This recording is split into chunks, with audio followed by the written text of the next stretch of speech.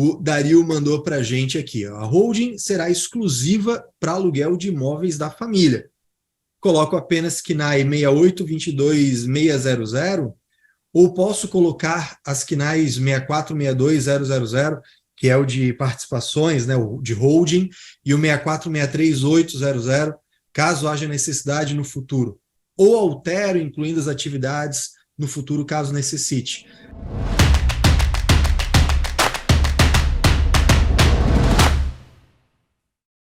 Dario, assim, ó, eu não vejo ônus de já incluir essas KNAIs, tá? Quando é uma KNAI que vai te puxar, por exemplo, para um recolhimento sindical, vai te puxar para um impedimento tributário, vai te puxar para algum ônus, seja ele financeiro ou de qualquer outro tipo, a gente pode, né, parar para pensar ali, pô, vale a pena, não vale, né? Vamos imaginar que tu estivesse perguntando aí para a gente assim, ó, Dario, posso já incluir a KNAI de serviços contábeis? Aí eu ia te dizer, não faz isso, porque aí, pô, o conselho, um belo momento, vai analisar isso, ele vai te mandar uma comunicação dizendo que você tem que pagar a anuidade, fazer teu registro da pessoa jurídica, então não vale a pena, deixa para incluir só depois, tá? Agora, essas KNAIs que tu listou aqui, de participações, eu não vejo ônus prático, então já bota, beleza, tá? Aí coloca aqui, né, atividade 702400, atividade de consultoria, posso incluir mesmo sem eles exercerem? Cara, assim, ó... O que eu ia perguntar, de repente, só para dar uma... eu me organizar aqui para depois eu fazer meu comentário, qual é o objetivo dessa empresa? Que a gente já sabe, é aluguel dos imóveis da pessoa jurídica. Colocar qualquer outro KNAI que não cause algum tipo de relacionamento com o Cresci, por exemplo, do corretores de imóveis. Pô, legal. Agora, participações em outras empresas. Não vai prejudicar, mas sim, ele precisa, ele vai, né? Pô, só para... eu acho que esse é o grande ponto e era justamente o que eu queria trazer aqui. Por exemplo, atividade de consultoria. Cara, tudo bem, eu consigo conceber a ideia do cara ter uma holding para alugar seus imóveis e, eventualmente, ele fala assim, cara, se aparecer um negócio, eu vou investir por essa empresa. Apesar de eu não gostar de misturar as duas coisas, tecnicamente falando, né, inclusive nas aulas de holding que vocês têm na plataforma, eu comento isso, né, eu prefiro separar os aluguéis de imóveis daquilo, né, que é a participação societária, eu prefiro ter duas empresas. Mas em alguns casos mais simplórios, realmente, beleza, tu pode ter as duas coisas, né? Então, ali eu consigo enxergar com mais frequência. Agora, a atividade de consultoria já foge um pouco do natural de uma holding, né? Aí, aqui tem algumas possibilidades, né? Vou listar algumas coisas. Eu estou falando de colocar essa atividade de consultoria porque a gente vai usar isso como uma estratégia para dizer que a receita preponderante não é a de aluguel. Ok, não vou discutir se é legal, se é interessante ou não fazer isso nesse momento.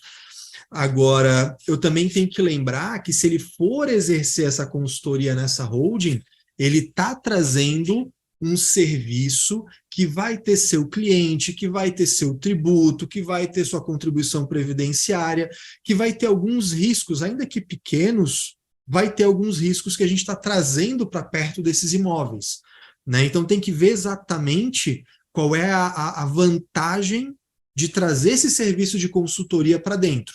Poder pode. A grande questão é se convém para a estratégia que está sendo traçada. Tá, Dario? Acho que esse que é o grande lance, assim, né? O Dario, ele complementa aqui no chat, eles têm uma empresa de franquia, mas não querem colocar nesse momento, né? Ela é do Simples Nacional. Entendi, de repente essa empresa de franquia, uma empresa investida, saindo do Simples Nacional, tu vai engatar ela ali, por isso da KNAI 6462000, né? Beleza, mas aí, de novo, eu, pessoalmente, prefiro as duas coisas separadas. Mas, se vocês acharam que é o melhor caminho tudo junto, impedimento não tem, né, Renato? Assim, nós não estamos dizendo que tu tá fazendo isso, tá, Dario? Pelo amor de Deus. Mas nós vamos dar um exemplo. O que acontece? Tem algumas famílias que têm alguns ramos de atividade que o pai monta uma empresa, um restaurante, por exemplo, o restaurante que dá certo, aí ele monta um outro restaurante, o nome da esposa. Aí ele monta um terceiro restaurante, o nome de um filho, um quarto em nome do outro, em nome do outro. Acaba que o cara aí tem 90 lojas, 90 restaurantes, né, 90 estabelecimentos, tudo no simples. Qual que é o receio desse tipo de família, tá? Pô, ser considerado uma coisa só, porque o nome do restaurante é o mesmo, tá? Claro. Geralmente, quando o cara vai negociar com o fornecedor, aparece lá o garantidor da operação dos 90 restaurantes, lá no Ceasa de São Paulo. Aparece o nome do pai, garantindo. Então, o que tem sido prática do mercado, tá? Para tentar acomodar essas melancias, se é que vocês me entendem? Contrato de franquia. Como assim? Vai ter uma unidade franqueadora? Pensem no McDonald's. Tem 1.500 lojas aqui no Brasil. Aquilo ali a maioria, todas no simples. Por quê? Porque tem um franqueado que fez um contrato e aí é prático. Então, não estou dizendo que aconteça com o Dario, mas se por um acaso esse tipo de franquia, existe um negócio de franquia e também essa facilidade de acomodar a família dentro de um complexo societário, tudo ligado ao simples, daí não coloca consultoria dentro da holding patrimonial, sabe? Se for isso que tu tá vivenciando, uma família que talvez tenha medo de ter algumas empresas serem excluídas do simples, por ter essa sistemática, e tá usando a questão da franquia como uma excelente ferramenta, usa isso na unidade franqueadora e a holding patrimonial é outra. Trata a unidade franqueadora como uma empresa operacional, também dentro do risco, tá? Só para, de repente, trazer uma maldade para a conversa, né? Claro, não, já dá aquela amarrada boa, perfeito. Aí ele continua aqui, né, que tem um total de 11 imóveis, sendo que eles pretendem vender um quando a mãe falecer. Poderia incluir na holding os 11, sendo 10 imobilizado não, propriedade para investimento, e um como estoque, para ser estoque e tu ter segurança disso sem ter que discutir com a administração tributária, você tem que incluir a CNAE de compra e venda de imóveis, beleza?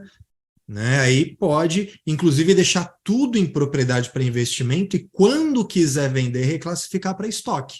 Tá? E tributar pelo 593 sem problema nenhum. Aí lembra daquela aula temática que a gente tem sobre reclassificação de imóveis, discutindo a solução de consulta 7 de 2021, né, que se você tem as duas atividades, entrou o imóvel, você escolhe se é PPI, se é estoque e pode reclassificar numa boa também, tá? Além da aula temática de reclassificação, isso é falado no módulo de contabilidade dentro da formação em holding, tá? A gente tem uma série de aulas curtinhas ali de contabilidade que eu subi no final do ano passado para vocês. Então, colocou aqui, pois como 50% de todos os imóveis são da mãe, eles querem deixar tudo pronto para o futuro, beleza. Né? Como eles têm intenção de explorar aluguel, todos os imóveis, beleza. Como eles têm intenção de explorar aluguel, terão que pagar ITCMD e ITBI total ou tem alguma forma de reduzir? Como eles vão ter receita preponderante da atividade imobiliária, aquela leitura clássica do ITBI, é de que tem ITBI porque a atividade preponderante será alugar imóveis. Né? A gente teve aquela leitura alternativa, aquela visão alternativa do ministro Xandão, né, que falou para a gente, olha, eu entendo que na integralização de capital a atividade preponderante não é considerada, isso é só considerado na reorganização societária. Então, assim, teriam uma possibilidade de discutir isso. Né?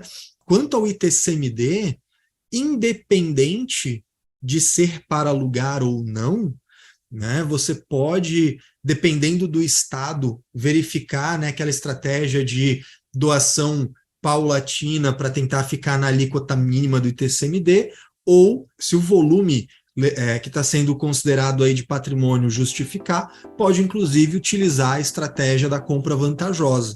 Né? A gente tem aí possibilidades.